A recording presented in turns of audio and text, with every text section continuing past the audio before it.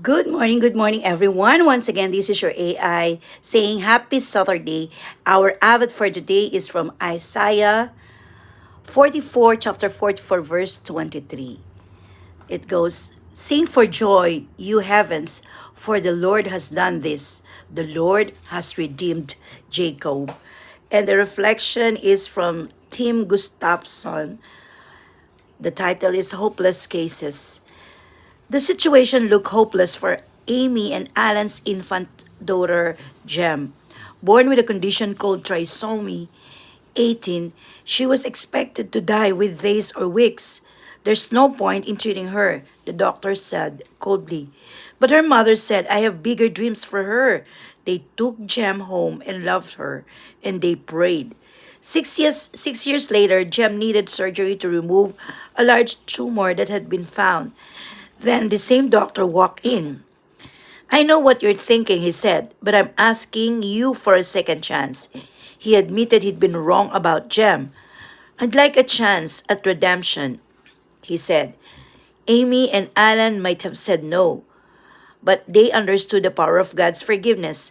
The Old Testament prophets often carried a message of God's judgment, but woven throughout the message is the irrepressible theme of God's love, forgiveness, and redemption. Isaiah pointed out Judah's sin, but suddenly shifted focus. Speaking God's word, he said, return to me, for I have redeemed you.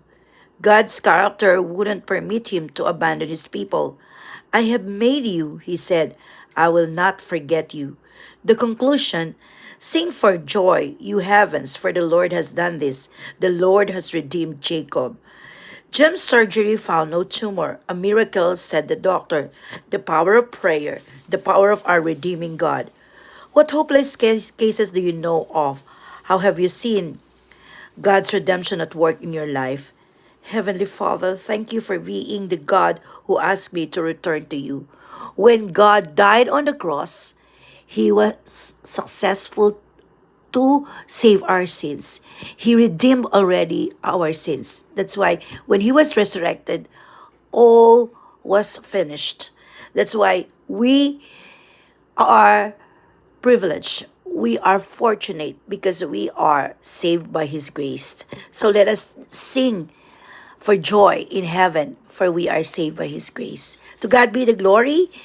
And always remember, salvation that God gave us is free. We all have the right to become children of God when we accept Jesus Christ as our personal Savior.